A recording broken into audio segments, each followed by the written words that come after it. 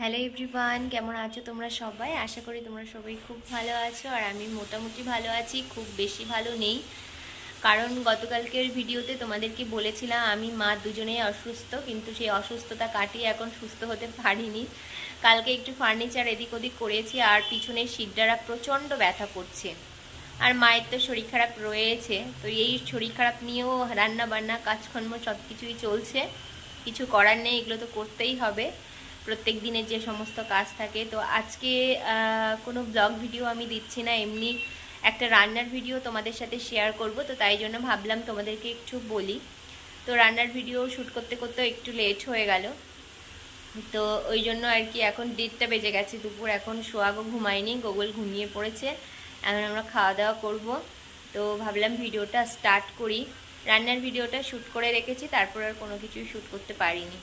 আর যেদিন শরীরটা ভালো লাগে না সেদিন আর কিছুই ভালো লাগে না। তো এই ভিডিওতেই রান্নার ভিডিওটা থাকবে, অবশ্যই তোমরা দেখো। আর আমি বেশি বকবক করে ভিডিওটা বাড়াবো না, তোমরা চলো দেখে নাও কি রান্নার ভিডিও তোমাদের সাথে শেয়ার করলাম। চলো আজকে তোমাদের সাথে শেয়ার করি আমি কিভাবে মাছের মাথা দিয়ে মুগের ডাল রান্না করি। আমি যেভাবে করি সেভাবে আমি তোমাদের সাথে কিন্তু শেয়ার করছি। তো দেখো, এখানে রয়েছে হচ্ছে ফোড়নে দেওয়ার জন্য 5 ফোড়ন আছে, একটা তেজপাতা আর শুকনো লঙ্কা আছে। আর এখানে দেখো রেখেছি একটা হাফ বড় সাইজের পেঁয়াজ থেকে হাফ নিয়ে এখানে কুচি করে রেখেছি। আর হাফ টমেটো রেখেছি, একটা মিডিয়াম সাইজের টমেটো থেকে হাফ নিয়েছি। আর এই যে মশলার একটা পেস্ট আছে, এতে হচ্ছে আদা রসুন নুন হলুদ আর জিরে গুঁড়ো দিয়ে একটা সুন্দর পেস্ট বানিয়ে আমি এখানে রেখে দিয়েছি। আর এই যে অবভিয়াসলি যেটা লাগবে মাছের মাথা, তো মাছের মাথাটা আমি ভেজে নিয়েছি, নিয়ে এভাবে রেখে দিয়েছি। বড় মাথা ছিল তাই টুকরো করেই বাজার থেকে নিয়ে আসা হয়েছে, তো সেটাই ভেজে রেখেছি। আর এদিকে রয়েছে ডাল, যেটা আমি প্রেসার কুকারে মানে ভেজে সেদ্ধ করে তারপরে জল দিয়ে একটু ফোটাতে দিয়েছি। একটু বেশি করে ভাজতে হবে, একটু লাল লাল করে, যাতে করে গন্ধটা খুব সুন্দর আসে। তো চলো এবার স্টার্ট করে দিই রান্নাটা। আমি ডালটাকে আবার একটু জ্বালিয়ে ফুটিয়ে নিচ্ছি, ওই যে জ্বলছে গ্যাস। আর কড়াই এদিকে বসিয়ে দিয়েছি, এবার দিয়ে দেবো তেল। কড়াইতে দেখো তেল দিয়ে দিয়েছি, আর মাছের মাথা ভেজে যে তেলটুকু ছিল সেটা দিয়েই কিন্তু আমি করছি, আর অল্প একটু সামান্য তেল দিয়েছি। তো এবার দেখো তেলটা আমার গরম হয়ে গেছে, পুরো ফুটছে তেলটা। এবার আমি এর মধ্যে দিয়ে দেবো 5 ফোড়ন, তেজপাতা আর শুকনো লঙ্কা যেটা রেখেছিলাম ফোড়নে দেওয়ার জন্য, তো সেটা এখন দিয়ে দেবো।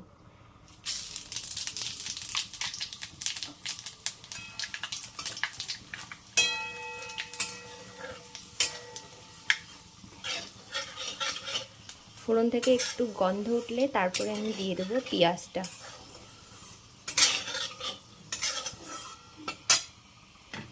এই যে পেঁয়াজটা কেটে রেখেছি, তো এই পেঁয়াজগুলো এখন দিয়ে দেবো।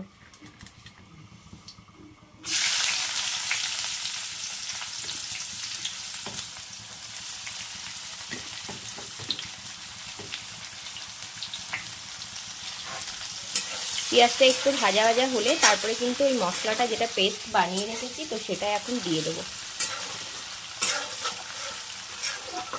পেঁয়াজটা একটু ভাজা হোক, তারপরে মশলাটা দেবো। পেঁয়াজটা মোটামুটি হয়ে এসেছে, এবার কিন্তু মশলাটা আমি দিয়ে দেবো। এখানে অনেকে আদা বাটা জিরে বাটা দিয়েও করে, কিন্তু আমি যখন মাছ দিয়ে ডাল করি, মানে মাছের মাথা দিয়ে যখন ডাল করি, তখন কিন্তু একটু পেঁয়াজ রসুন এগুলো দিয়েই করি। তো মোটামুটি হয়ে গেছে আমার, পেঁয়াজটা লাল লাল করে মানে ভাজা হয়ে গেছে, খুব বেশি লাল করবো না, এই যে এরকম হলেই কিন্তু এবার আমি মশলাটা দিয়ে দেবো। আর ফ্লেমটা কিন্তু একদমই লোতে রাখতে হবে।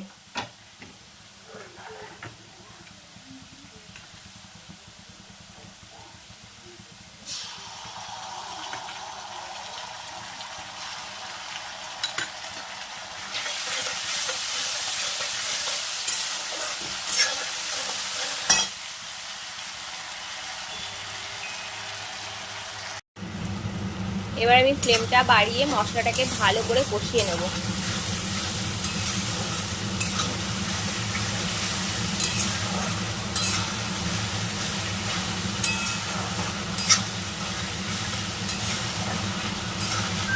এখানে কেউ চাইলে কিন্তু কাঁচা লঙ্কা ব্যবহার করতে পারে, তো আমি এখানে কোনো কাঁচা লঙ্কা ব্যবহার করিনি।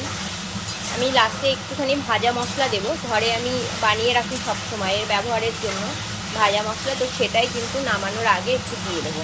তাই জন্য আমি এখানে কোনো কাঁচা লঙ্কা ব্যবহার করিনি, কাঁচা লঙ্কা দিলে কি ঝালটা একটু বেশি হয়ে যাবে।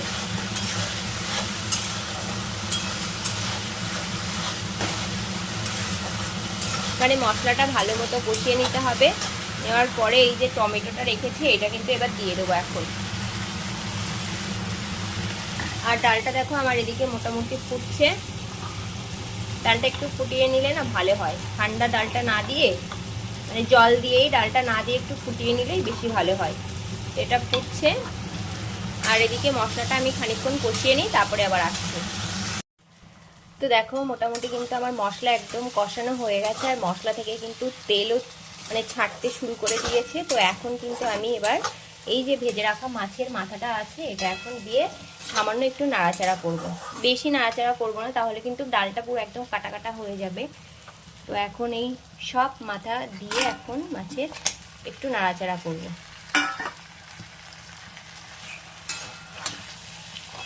হালকা একটু নাড়াচাড়া করে তারপরে কিন্তু আমি এই ডালটা দিয়ে দেবো।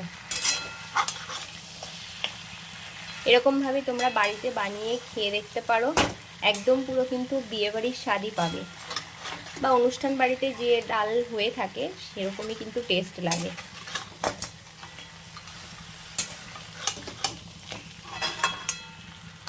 একটু নাড়াচাড়া করব, করে ডালটা দিয়ে দেবো। মাছের মাথা দিয়ে কিন্তু আমার একদম কষানো রেডি, মশলা দিয়ে মাছের মাথা দিয়ে এবার এই ডালটা দিয়ে দেবো।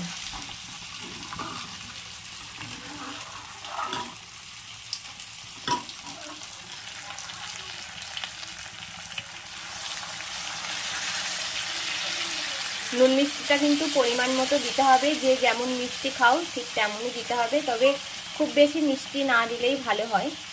আর ঝালটাও তাই, যে যেমন খাও তেমনই দিয়ে খাবে। তারপরে খানিকক্ষণ ফুটতে দিতে হবে মাছের মাথাগুলো, যাতে একদম পুরোপুরিভাবে ভিতর থেকে মশলা নুন সমস্তটা ঢোকে আর খুব ভালো মানে সেদ্ধ হয়ে যায়, রান্না হয়ে যায়, ততক্ষণ পর্যন্ত ফুটতে দিতে হবে। মাছের মাথা তো দিয়ে দিয়েছে অনেকক্ষণ আগেই, তো এবার অনেকটাই ফুটেছে। এবার আমি এখন দিয়ে দেবো হচ্ছে গরম মশলার গুঁড়ো,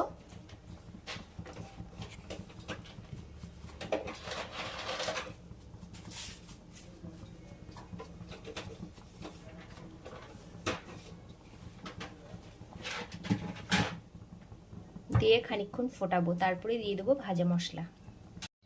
এবার আমি দিয়ে দেবো সেই হোমমেড ভাজা মশলাটা, বেশি দেবো না, অল্প পরিমাণেই দেবো, এই যে অল্প একটু পরিমাণেই দেবো। এই মশলাটা দেওয়ার পরে না ডালের টেস্টটা একদম পুরো পাল্টে গেছে, মানে পাল্টে যায় আর কি। তো দিয়ে এবার খানিকক্ষণ ফোটাবো, ফুটিয়ে কিন্তু এবার নামিয়ে দেবো। তো এই যে ডাল কিন্তু আমার একদম রেডি, মাছের মাথা দিয়ে ডাল। তো তোমরা প্লিজ বাড়িতে একবার ট্রাই করো, আর যদি ট্রাই করো অবশ্যই আমাকে কিন্তু কমেন্ট করে জানিও যে তোমাদের কেমন লেগেছে। আশা করছি ট্রাই করলে অবশ্যই তোমাদের ভালো লাগবে। তো চলো আজকের ভিডিওটা এই পর্যন্তই রাখছি, দেখা হবে নতুন ভিডিওতে। আর আমার চ্যানেলটাকে প্লিজ সাবস্ক্রাইব করো। টাটা।